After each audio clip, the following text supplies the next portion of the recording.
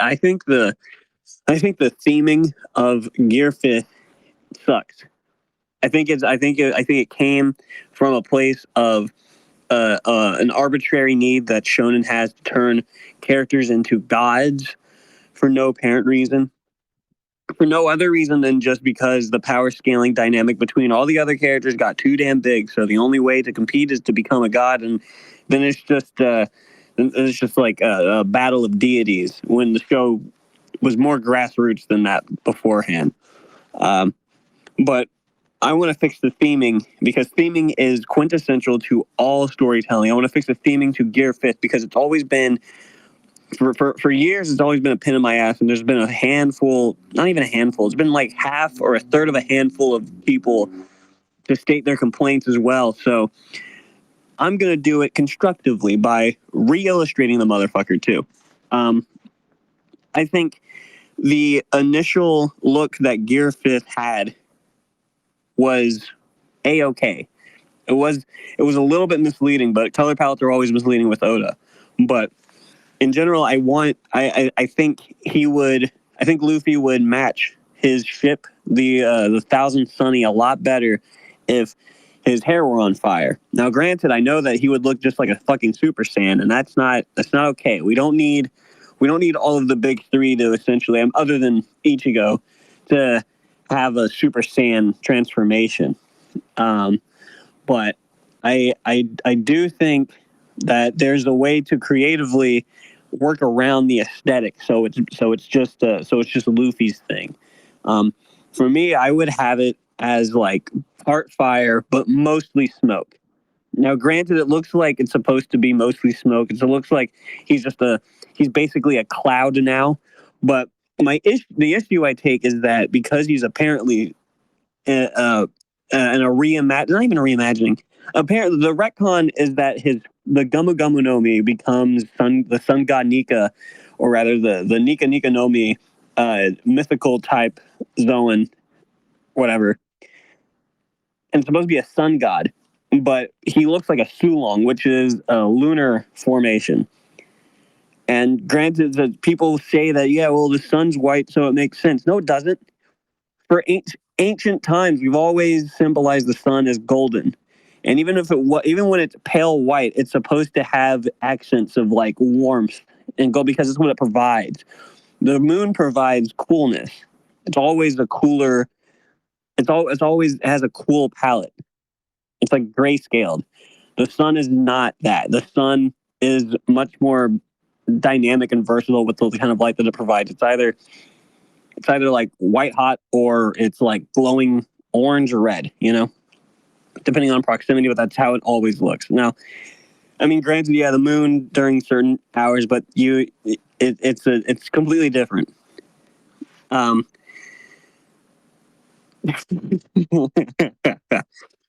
so the point here is, I'm, I'm I'm ruining the take because I'm laughing at the fact that I'm doing this recording on Discord. Okay, so fuck you. The point is, I don't think it fits the aesthetic for something that's supposed to represent a sun god and something that's supposed to be jovial, something that's supposed to be energetic, electric. I think Luffy's a lot of those characteristics. I think he's a very warm energy. So having an attribute to the sun more directly visually is a lot better than what we had before. Also, he's always had some kind of inclination towards fire and clouds or like generating steam or something. Gear 2, second gear, which basically was the first of the gears to see that existed as like a sense of, because we never had Gear 1. It was called Gear 2.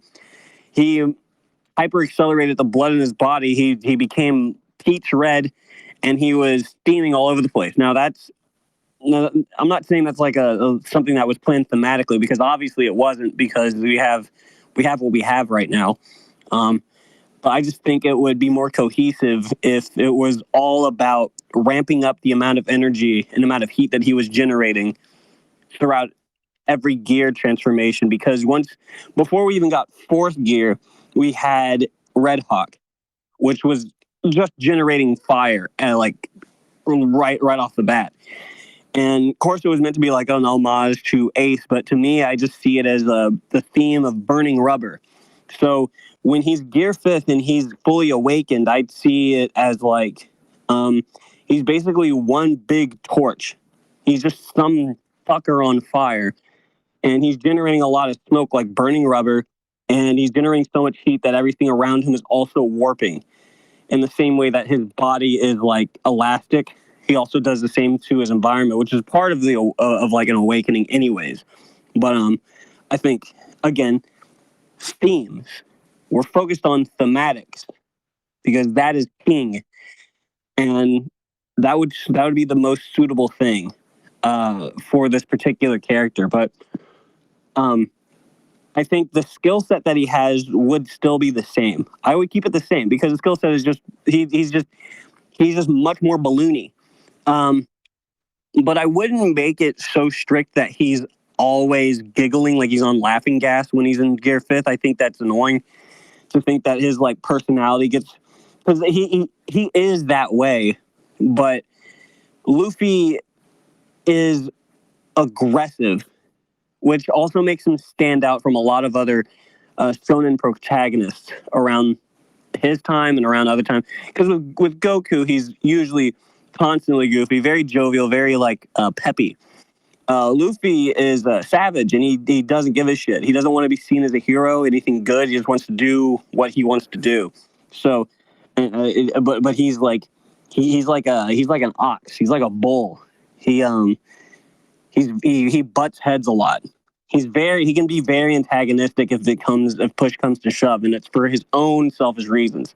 He is a pirate like above all else, and I think I think denying him a sense of like frustrating edge when he's in such a empowered state is sort of denying a very crucial aspect of who he is. But keeping the cartoony reactions, that's good.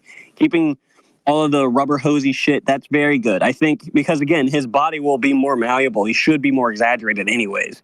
I think all of his moods should be amplified because of that, really. But I wouldn't make it a prerequisite that it just sticks to happy or zany. I think it also should be like I think anger should also still be a big part of it. Um, and I think when he performs this transformation, I think that his clothing shouldn't turn pale white. Again, it feels like a Sulong form thing. And when this took place, it was during a full moon. So considering it was like retcon to be a Zoan type, I almost considered like maybe it's a Sulong form. But again, with thematics, this battle that was taking place on like the rooftop, it was during a fire festival. So I think like again, it just ties things up a lot nicer. I think it should have been. I think fire should have just stayed present without being without engulfing the entire thing. Like ironically, um, I think that was a. I think yeah, I think it was a huge mistake to just take that away. I think when his clothing becomes like pale white, instead of being pale white, it should just become like a lighter color palette, basically. Because that's what because again, originally people didn't really have a color palette to go with. We didn't assume it was just pale white. We just assumed like, oh, he just looks like his hair's on fire, and I guess his clothing's a little bit lighter. But people didn't really illustrate it that way. Some did, but I definitely chose to sort of stick with that years later, retroactively, kind of like after letting it settle. I'm just like I can't let it settle within me. And one of the I'll get everything else aside, aesthetics aside, having applied my own taste to the aesthetics visually, I'm satisfied with my alterations there. But here's the reason why that it's been digging into me so bad is because the overall the intrinsic theme of Sun God Nika or the Nika form or Gear Fifth completely for me, and I can't stress it enough, for me and like a knuckle full of people, like it makes it seem like it's less about Luffy. Despite the fact, even though Luffy will go out of his way to be like, oh, who the hell is Sun God Nika? When people reference him and say he's Nika or whatever, he's like, oh, I don't know who that is. I'm me. And then people will use that to be like, see, he's too stupid to care about being a god. But That doesn't matter. Luffy is not stronger or more important than the story. It goes story, then main character, then supporting characters, and then everybody else. You know, it's the story has dictated a formula that shows that he is basically carried by deification and convenience, and God knows what else. Uh, it would have been better for him not to have any association with Nika or Joy Boy. Rather, no association with Nika. Maybe some like characteristics shared with the mythology, but I think Joy Boy specifically should have been just a nickname given to anybody who exhibits those kind of attributes. Like, I think Joy Boy, the Joy Boy of the Void Century, should have had just a regular name, but Joy Boy was just like kind of a moniker people gave to him. And I think I think that became so legendary that other people wanted to strive to become something of a joy boy. Like being a joy boy was kind of like being a king of the pirates back in the day, but with a different texture. It was sort of not just the freest man in the world, but the man or whoever that can free others. That's what a joy boy I think would represent best would be.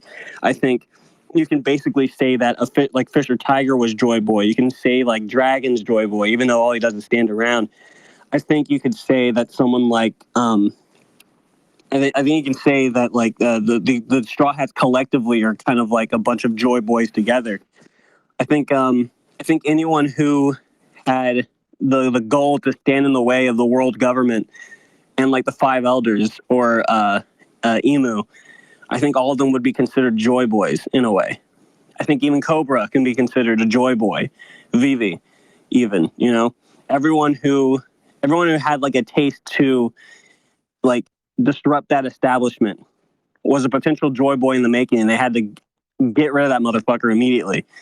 I mean, Roger and his crew could have been considered joy boys, or at the very least, because they're getting so close to it, the truth of all things, of like what was going on, and having the capability to spread that like wildfire.